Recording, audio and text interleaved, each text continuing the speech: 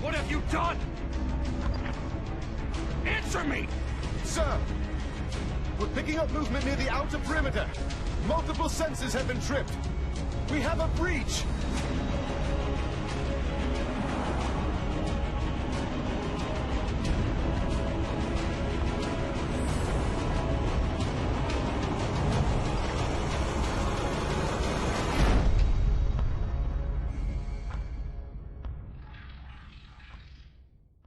Operation Ashes and Temples was a hard-fought battle.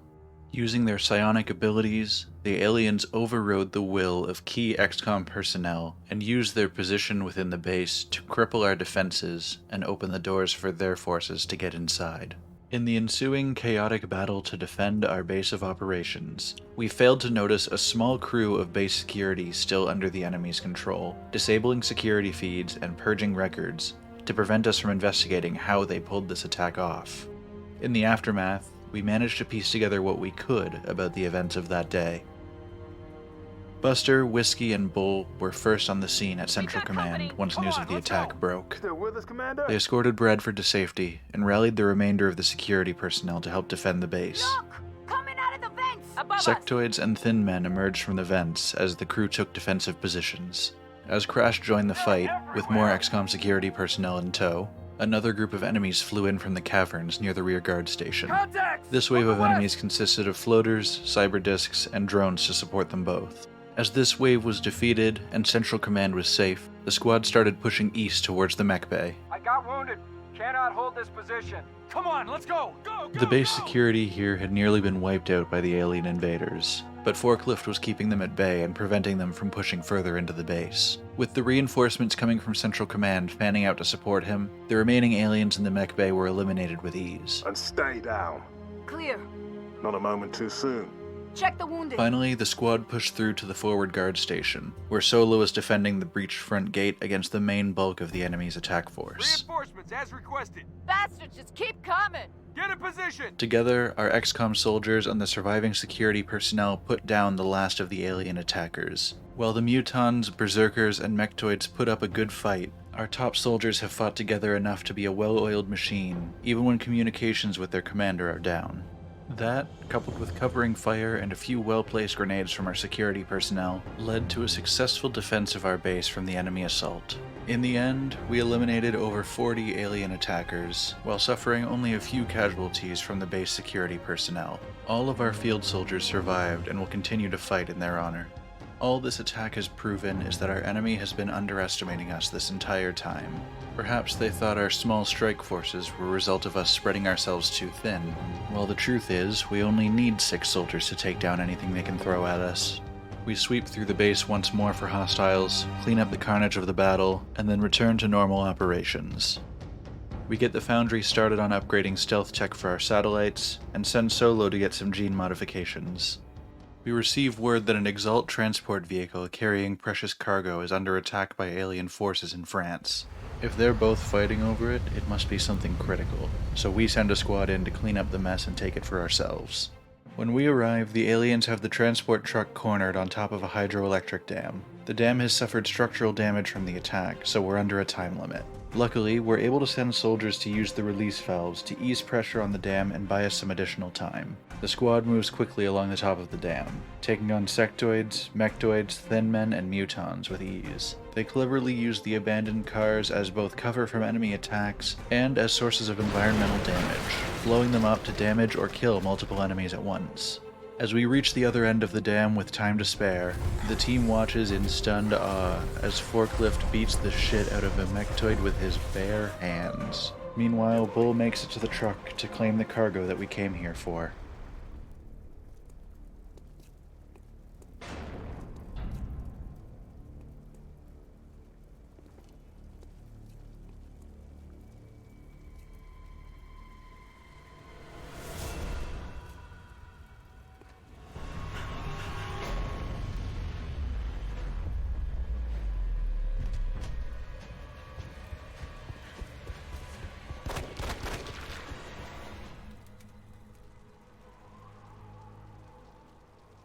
Please.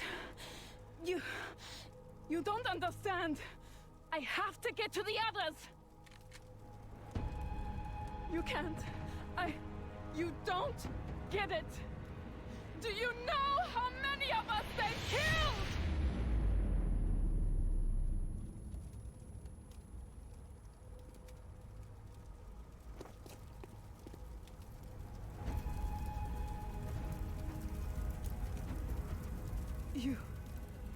You can kill them? But ow! Please, you have to help me find the others.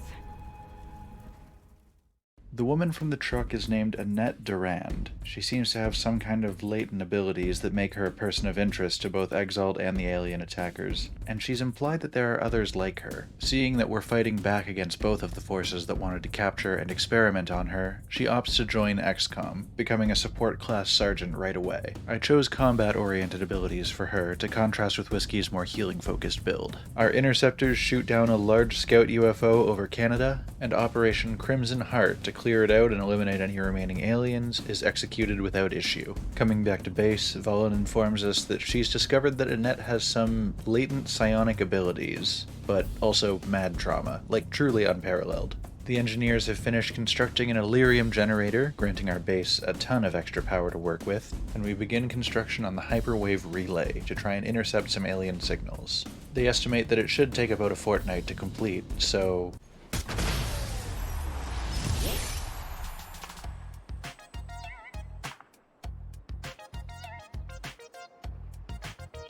we send 18 alien alloys to Brazil for $130, making a 360% profit over what we'd make if we'd just sold them in the gray market. We send Bull to Japan on a covert op to uncover some EXALT intel, the cover story being that we're sending him on vacation to reward his good performance in the field. More alien abductions pop up in Brazil, Australia, and Germany. I decided to deal with the situation in Australia to preserve their panic levels, because I can fix all the other countries before the end of the month by launching satellites for them.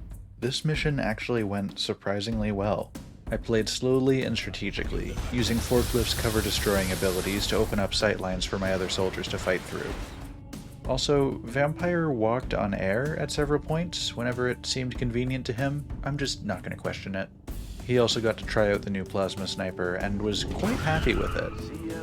At the end of this mission, our second assault soldier, Septic, was promoted to lieutenant. He took the Flush ability, which forces enemies out of cover with an easy-to-hit but low-damage attack. This will be extremely helpful for when enemies are in hard-to-see areas, or if we can put everyone on Overwatch and take shots on a big unit as they're moving out of cover. Bull has finished his vacation in Japan, and Operation Severed Summer begins to retrieve him and the intel he's gathered. This is another encoder and transmitter defense type mission, and while the heavily armed and armored extraction squad defends the encoder, Bull, in civilian clothing and armed with only a pistol, sprints around the map at top speed disabling EXALT comm relays. Each comm relay that Bull hacks disables the weapons of every EXALT soldier currently on the map. While they can run around and still act as normal, they won't be able to fire their weapons until they've spent a turn reloading. I don't know how communications relays turn off their weapons, but I'm not going to question it. Due to the speed at which Bull was able to run around the map and disable the comm relays, after he reached the first ones, the EXALT soldiers weren't able to fight back for the rest of the mission. All they could do was watch helplessly as our squad wiped them out one by one. In the end, after successfully eliminating 16 EXALT soldiers, we bring our soldiers home with the intel that EXALT is not located in an Asian country. This leaves Mexico, Egypt, France, and Germany. We're close to rooting them out. Upon returning, Valen tells us that she's been learning more about Annette. She figures she was somehow involved in the attack on the XCOM base, but she hasn't quite pieced together how yet. After some time back at the base, the hyperwave relay starts to act a little strangely. We're finally receiving a signal from the enemies. It reveals the location of what we're referring to as an Overseer UFO. This is a quick-moving, probably very high-level enemy ship. We need to build an advanced interceptor if we want to catch up to it and take it out. We can't currently afford the research for that, so we're going to need to take on a couple missions to be able to do so. Just before the Council report drops for the month, we launch satellites over Brazil, the United Kingdom, and Germany. This gets us the expert knowledge buff from having satellites over every XCOM country in Europe. This makes labs and workshops cost 50% less to build and maintain. This means that we can keep more of our money at the end of every month. With these launches complete, only 4 countries are in need of satellites, and we have enough satellites and uplink capacity to accommodate that. Though I won't launch them quite yet, because I could still use them to reduce panic if any of those countries get a little too high. Incoming transmission. mission? The Council gives us a B grade for this month. I guess as long as the Overseer UFO is still flying around, it counts as a UFO escaping. I want to take this guy out quick, because I hate getting anything less than an A. Also, how dare they? I saved all of XCOM, crippled the enemy's operation, unveiled information we've never even dreamed of this month. What the hell? But I digress. We used some of this month's funds to build heavy plasma weapons for our heavy soldiers, a particle cannon for forklift, and a few plasma cannons to mount on our interceptors. Finally, we send Bull to Russia on another covert op. Since we've almost got EXALT pinned down, I want to prioritize this so we can get them off the playing field. They keep messing with us, either draining our funds, increasing panic in various countries, or reversing research progress. I really want to put a stop to these guys. But that's all work for another day. I feel like we've made a lot of good progress here. I'm sorry again that I lost the footage from the alien base assault. I was really excited to show that to you guys, and I truly don't know what happened to it. But I'm back, I'm here, and we're continuing with the XCOM series. I've never really plugged it here, but if you do enjoy watching me play games, I do also play live on Twitch. I'll put a link to my channel in the description below so you can check it out if you want. Thanks again, and I'll see you next time.